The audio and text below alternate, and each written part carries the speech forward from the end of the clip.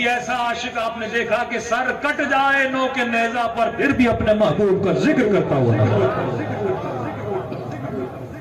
یہ تعلق ہے حسین ابن علی پروردگار عالم سے، عشق پروردگار عالم۔ فرمایا خدا عبادت اس کی قبول کرتا ہے جس کے دل میں کیا ہے؟ عشق خدا ہے۔ یہ عشق بڑھتا کیسے ہے؟ آپ مجلس میں آتے ہو، عشق امام حسین بڑھتا ہے، کربلا جاتے ہو، عشق امام حسین بڑھتا ہے، نماز پڑھتے ہو، عشق خدا بڑھتا ہے۔ لیکن سب سے بڑا ریزن عشق بڑھتا ہے۔ کل عشق کا بازار گرم ہے، مختلف عشق کے بیچنے والے، ہم خریدار ہیں۔ آپ دکان پہ جاتے ہو، بچے کو عشق ہے آئس کریم سے، تو دکاندار کو پتا ہے کہ بچے کے لیے کیا رکھنا ہے۔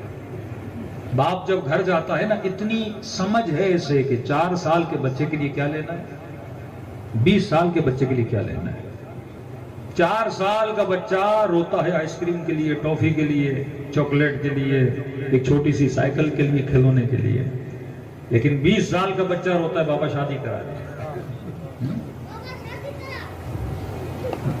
یہاں تو بچے بھی ماشاءاللہ بڑے ہیں۔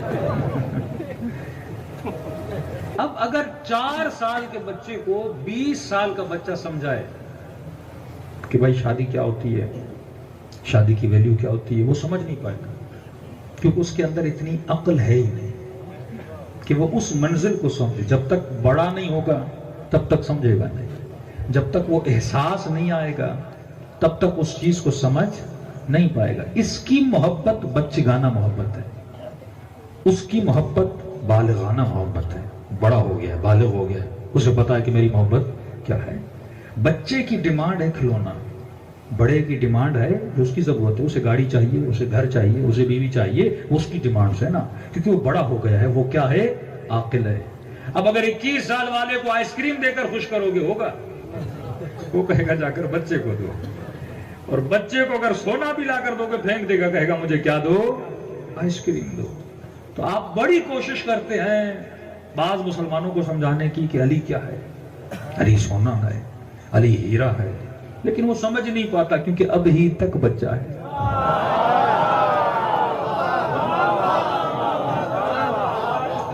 وہ تو کہتا ہے مجھے مٹی کے برتن دے، میں اسی میں خوش ہو جاؤں گا، مجھے مٹی کے کھلونے دے، میں اسی میں خوش ہو جاؤں گا۔ حر کو پتا تھا کہ حسین کی قیمت کیا ہے۔ ابن سعد بچہ تھا ذہنی اعتبار سے، امام حسین کہے کر رے کی حکومت تو دور، تجھے رے کی حکومت کا دانہ بھی نصیب نہیں۔ سودا کر تو مہنگا سودا کر، سستا سودا نہ کر، اور سودا بہترین وہی کرتا ہے جو عقل مند ہو۔ بے وقوف کو کیا پتا سودا کیا؟ اب سودا کرنے اللہ سے۔ ہم کن چیزوں کا سودا کرتے ہیں؟ شیطان سستی چیزیں دیتا ہے، مولا فرماتے نہیں مہنگا سودا کر۔ اپنے وجود کا خریدار شیطان کو نہ بنا۔ اگر واقعاً عالم ارواح میں چلے جائیں تو ملائک دشمنان اہل بیت پہ ہنستے ہیں۔ وہ سمجھ رہا ہے میں نے سیدہ کو شہید کر دیا تو پتہ نہیں کامیاب ہو گیا، میں نے حسین کا سر قلم کیا تو پتہ نہیں میں کامیاب ہو گیا۔ ملائکۃ اللہ ان کی حرکتوں پہ ہنستے ہیں۔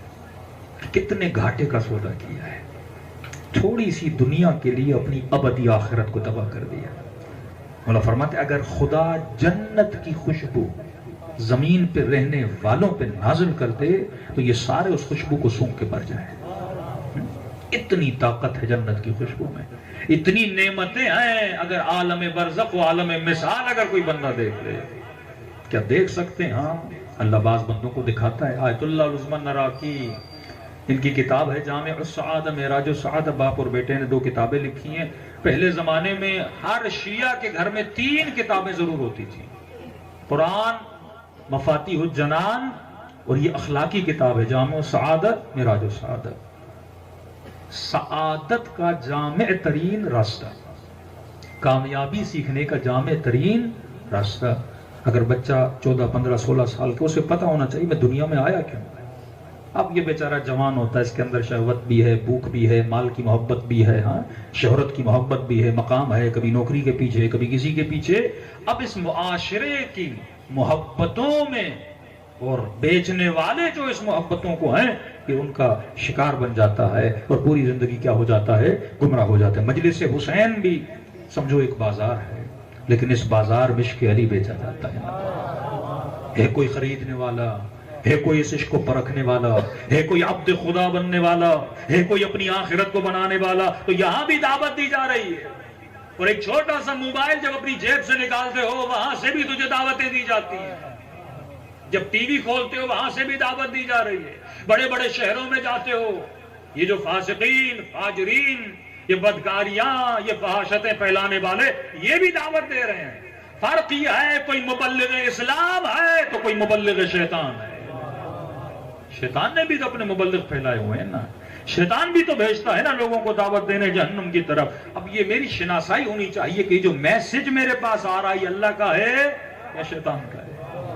یہ اگر میں سمجھ گیا کہ دعوت جو آ رہی ہے مجھے پہچان میں آنی چاہیے دعوت الہی دعوت ہے یا شیطانی دعوت ہے، اور جو اس شناسائی کو رکھے اور سمجھ گیا اور صحیح وقت پہ سمجھا کہ حسین جنت کی دعوت دے رہا ہے، ابن سعد مجھے جہنم کی طرف لے جا رہا ہے، ہاں وقتی سکون ہے لیکن ابدی تباہی ہے، یہاں وقتی تکلیف ہے لیکن ابدی سکون ہے۔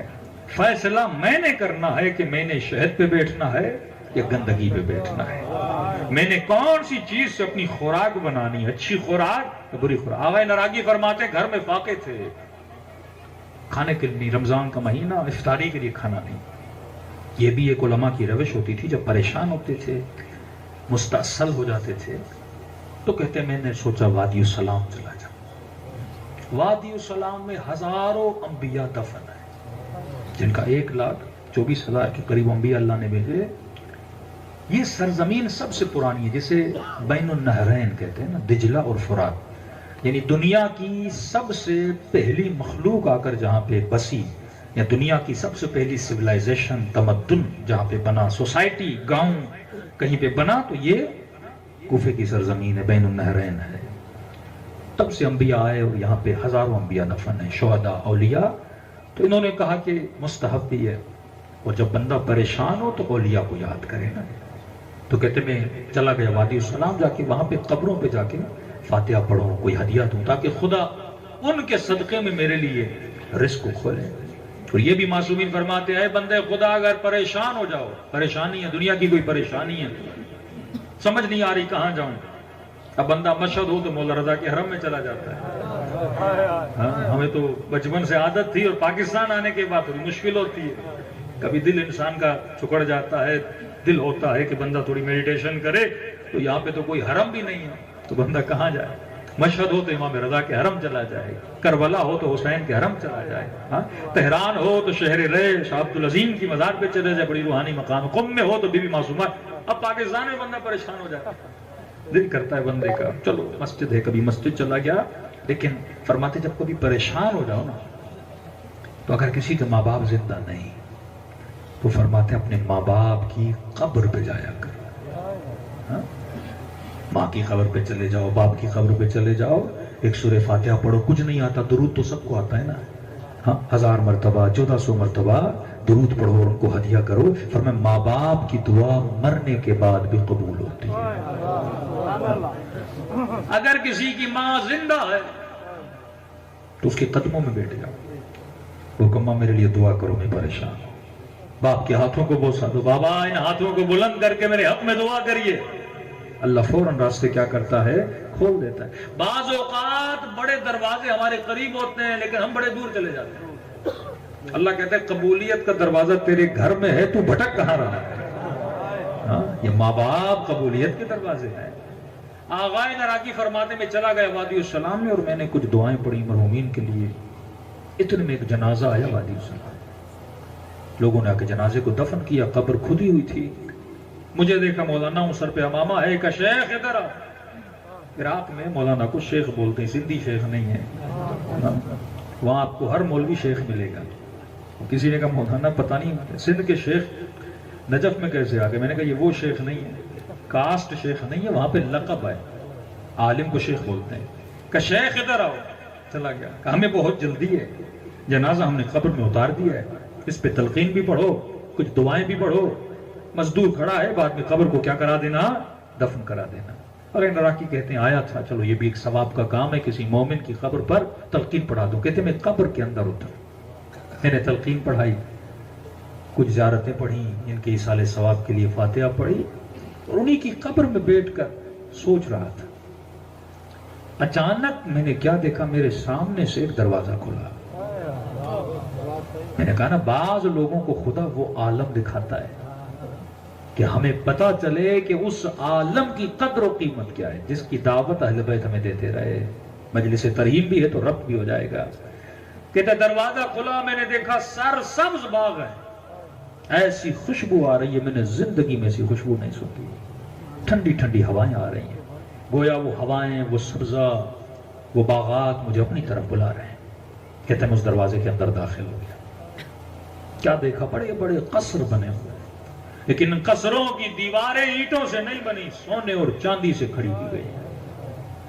کہتا جب قصر کے اندر داخل ہوا تو سیڑھیاں بنی ہوئی تھی، لیکن سیڑھیاں بھی جواہرات سے بنی ہوئی تھی، یاقوت و عقیق و زمرد و ان سے سیڑھیاں بنی ہوئی. اتنا خوبصورت قصر میں نے زندگی میں نہیں دیکھا، ایسے خوبصورت پرندے میں نے زندگی میں نہیں دیکھے، ایسی ہوائیں میں نے زندگی میں نہیں دیکھی. جب قصر میں اوپر گیا تو میں نے دیکھا ایک شخص بیٹھا ہے، اس کے اطراف میں کوئی 20-25 لوگ بیٹھے ہیں، گویا وہ اس سے سوال کر رہے ہیں اور وہ جوابات دے رہا ہے. میں بھی جا کے لوگوں کے ساتھ بیٹھ گیا. سوال کیا کیا جا رہا ہے؟ پہلا سوال یہ بتائیے ہمارا فلاں رشتہ دار زندہ ہے؟ بعض اوقات کہتا تھا ہاں زندہ ہے، تو وہ کہتے تھے الحمدللہ. اگر کہتا تھا نہیں فلاں رشتہ دار مر چکا ہے، ان سب کے چہروں پہ مایوسی آ جاتی تھی. میں نے ان بزرگ سے پوچھا، میں نے کہا یہ دعائیں کر رہے ہیں فلاں زندہ ہے فلاں مر گیا، تو مایوسی کی کیا بات ہے اگر آپ کہتے ہیں مر گیا؟ کہ جب کہتا ہوں نا زندہ ہے یہ خوش ہوتے ہیں. کیوں؟ اس کا مطلب مرے نہیں، اگر مرے ہوتے تو ہمارے پاس آ چکے ہوتے. خوش ہوتے ہیں، ابھی بعد میں مریں گے تو ان سے ملیں گے. جب میں کہتا ہوں مر چکے ہیں تو ان کے چہرے اتر جاتے ہیں. کہا وہ کیوں؟ کہ اس کا مطلب مر چکے ہیں، یہاں نہیں آئے. کہ یہ وہ جگہ ہے جہاں پہ نعمت والوں کو بھیجا جاتا ہے، جہاں پہ متقین کو بھیجا جاتا ہے، وادی السلام جسے کہتے ہیں. اگر یہاں نہیں آئے تو میں نعمتوں میں چہرہ نورانی سانپ نے ڈس دیا، پریشان ہو گیا، چہرے پہ عجیب سے تیور آ گئے، گویا شدید تکلیف میں آ گئے. پھر وہ سانپ چلا گیا، پھر ہم باتوں میں مشغول ہو گئے، پھر تھوڑی دیر بعد سانپ آیا، پھر اس نے ان کو ڈسا. میں نے کہا یہ سانپ کا ماجرا کیا ہے؟ آپ تو نیک ہیں، یہ سانپ آپ کو عالم برزخ میں کیوں ڈس رہا ہے؟ کہ میں نے زندگی میں ایک غلط فیصلہ کیا تھا جس کی سزا مل رہی ہے، جب تک وہ نہیں آئے گا معافی نہیں مانگوں گا، یہ سانپ مجھے ڈستا رہے گا. کیا فیصلہ کیا کہ ہمارے گاؤں میں ایک دکان تھی، میں گزر رہا تھا، اس دکان پہ دکاندار اور گاہک کا آپس میں جھگڑا ہو رہا تھا. دکاندار کہہ رہا تھا تو نے مثلا میرے 14,000 دینے ہیں، گاہک کہہ رہا تھا نہیں 13,000 دینے ہیں. 1,000 روپے پہ جھگڑا تھا. میں دونوں کو جانتا تھا، اور جو گاہک تھا اسے بھی جانتا تھا، دکاندار کو بھی. میں نے کہا چلو میں تم دونوں کا فیصلہ کرتا ہوں کہ جو آپ بولو ہمیں منظور ہے. میں نے کہا نہ 13,000 نہ 14,000، 13,500. کہ دکاندار نے کہا ٹھیک ہے، لیکن اس کی خاموشی بتا رہی تھی وہ اس فیصلے پہ راضی نہیں ہے، اور اس کا چہرہ بتا رہا تھا کہ وہ سچ کہہ رہا ہے، اس کے 14,000 بنتے. لیکن کیونکہ یہ جو گاہک تھا تھوڑا میرا جاننے والا تھا، میں نے فیصلے میں اس کی فیور کر دی کہ جب یہ کیا نا اسی کی سزا مجھے آج تک مل رہی ہے. اب 5 منٹ کے لیے سوچئے، 2 عام آدمیوں کے بیچ میں بندہ غلط فیصلہ کرے تو عالم برزخ میں سانپ ڈس رہا تھا. اور سوچ کے بتائیے اگر کوئی نبی کی بیٹی کے لیے غلط فیصلہ کرے کتنی سزا ہے. یہ چیزیں ہیں جو ہم سمجھ نہیں پاتے. کیوں؟ کیونکہ ہم عالم برزخ کو نہیں سمجھ پاتے. ہم نے سمجھا سب کچھ دنیا ہے. اللہ فرماتے ہیں جتنے لوگ آج زمین کے اوپر ہیں نا، ایک دن آئے گا یہ سارے زمینوں کے اندر ہوں گے. تاریخ کے واقعات، کیونکہ واقعاً نہ صحیح بخاری پڑھی جاتی ہے نہ صحیح مسلم پڑھی جاتی ہے. اگر اپنی کتابیں پڑھی جائیں تو اعمال نکل آئیں. جناب سعد بن معاذ بہت بڑے جلیل القدر صحابی، جنگ خندق میں زخمی ہوئے اور اس کے بعد علالت کے بعد شہیدوں کی دنیا سے چلے گئے. ان کا جنازہ جب اٹھا تو یہ واحد جنازہ ہے جس میں نبی ننگے پاؤں ہو کر چلے. بڑے بڑے اصحاب ایسے ہوتے تھے جن کی شان بیان کرنے کے لیے نبی نے اپنے پاؤں سے جوتیاں اتار دی. اصحاب نے کہا یا رسول اللہ آج تک ہم نے آپ کو اس حالت میں نہیں دیکھا. نبی نے فرمایا 70,000 ملائک ننگے پاؤں چل رہے ہیں اس کے جنازے میں. ایسا صحابی جس کو قبر میں کس نے اتارا؟ نبی نے اتارا. اچھے اعمال اپنی جگہ، لیکن جب کوئی غلطی کرتے ہو اس کا حساب تو اللہ کو دینا ہے نا. صحابی رسول ہے. یہ حدیث، یہ واقعہ ان مسلمانوں کے لیے عبرت ہے جو کہتے ہیں نہیں اگر کوئی صحابی بن گیا تو اللہ کوئی حساب و کتاب نہیں کرے گا. کوئی بھی ہو حساب تو ہونا ہے، کتاب تو ہونا ہے. اللہ حسیب ہے، اللہ عادل ہے. عام بندے کا بھی حساب کرے گا، عالم کا بھی حساب کرے گا، جاہل کا بھی، سب کا حساب لے گا وہ. اور جب قبر میں اتارنے کے بعد نبی باہر آئے تو جناب سعد کی ماں نے کہا مہلن مہلا، آئے سعد تجھے مبارک ہو اور جنت مبارک ہو. نبی نے کہا خبردار، جنت تو نہیں دے سکتی، اس کا فیصلہ اللہ نے کرنا ہے. خدا کو یہ مت کہا کرو کسے جنت دینی ہے کسے جنت نہیں دینی. جنت دینے کا فیصلہ اللہ کا ہے، نہ تیرا ہے نہ میرا. ہم دعا کر سکتے ہیں ہاں میرا صحابی اللہ جنت دے گا، لیکن خدا اپنی مرضی سے دے گا. ماں پریشان ہو گئی. 70,000 ملائک ننگے پاؤں چلے، قبر میں اتارا. کہا کیا ہے سعد کی ماں یہ بھی سن لے، ابھی ابھی سعد پر فشار قبر ہو رہا. اب فشار کا مطلب یہ نہیں کہ خدا نہ خواستہ وہ جنت نہیں جائے گا، جنت اپنی جگہ ہے، وہ تو جانا ہے. جو نیک ہے اسے جنت جانا ہے. لیکن یہ تو مطلب نہیں کہ اگر میں نبی کا صحابی ہوں یا علی کا صحابی ہوں یا علی کا ماننے والا ہوں یا نبی کا ماننے والا ہوں تو اللہ میرے اعمال کا مجھ سے حساب نہیں لے گا. حساب تو دے گا، جنت بھیجے گا. ہر مومن کو جنت جانا ہے، لیکن حساب اور کتاب کے بعد جنت جانا ہے. کافی فشار قبر ہو رہا ہے. ایک سرسبز ٹہنی لی اور سعد کی قبر پہ رکھی. کہ جب تک سرسبز ہے فشار ہو رہا ہے، جیسے خشک ہو گئی فشار کیا ہو جائے گا؟ ختم. اب وہ 10 منٹ کا ہی فشار قبر کیوں نہ ہو، حساب تو دینا ہے. 5 منٹ کے لیے فشار قبر حساب تو دینا. سب نے کہا یا رسول اللہ اتنا نیک، نمازی، تہجد گزار، قرآن پڑھنے والا، شہید ہونے والا، زخم کھانے والا، اس کو کیوں فشار قبر ہو رہا ہے؟ فرمایا یہ اپنے گھر میں اپنی بیوی کے ساتھ سختی کیا کرتا تھا. اللہ نے اگر کسی کا اختیار دیا ہے اس کا مطلب یہ نہیں تو ظالم بن جائے. بیوی پر شوہر کی اطاعت واجب ہے. اب مرد ظالم بن جائے ڈنڈا لے کے کھڑا ہو جائے کا تھوڑا اخلاق کا سخت. یہاں پہ یہ حدیث فرمائی افضلکم ایمانا احسنکم اخلاقا، تم میں سے افضل ترین ایمان والا وہ ہے جس کا اخلاق سب سے اچھا. ہو سکتا ہے کوئی مومن، نمازی، تہجد گزار، ماتمی، سب کچھ پر اخلاق کا برا ہو، اور ایک دوسرا ہے جو تہجد بھی نہیں پڑھتا، بس واجبات ہی پڑھتا ہے لیکن اخلاق کا بڑا اچھا ہے. جنت میں مقام اس کا بلند ہوگا. تو مولا فرماتے ہم ہمارے شیعوں کی نشانی ہے کہ شیعوں کے چہروں پر ہمیشہ مسکراہٹ ہوتی ہے. مسکراہٹ ہوتی ہے. اتنے کنجوس نہ بن، کسی کو پیسے کی مدد نہیں کر سکتا، مشورہ بھی نہیں دے سکتا، کم از کم ہنس کر اس کے دکھ کو تو دور کیا کر. احسنکم اخلاقا. پھر فرمایا تم میں سے سب سے بہترین اخلاق محمد کا اخلاق. اکثر لوگ کہتے ہیں نا بیویوں کے ساتھ نبی کا رویہ، کمزور ایمان والے. کوئی اخلاق نبی کا اچھا تھا نا، سب کے ساتھ اخلاق اچھا تھا. جس نے کچرا پھینکتی تھی نا ڈیری نبی کے سر پر، جب بیمار ہو گئی تو پھر رسول اس کی عیادت کے لیے گئے. یہی فرق ہے. مکتب اہل بیت تلوار سے نہیں بڑھا، اخلاق علی سے بڑھا ہے. 500 سال دشمنان اہل بیت کی حکومتیں رہی ہیں. 500 years. 300 سال بنو امیہ، تقریباً 200 سال عثمانی حکومتیں رہی ہیں. لیکن شیعہ کس طرح بڑھے؟ پورے سندھ کو ملا لیں. محمد ابن قاسم نے یہاں لوگوں کو مسلمان بنایا کس کے زور پر؟ تلوار کے زور پر.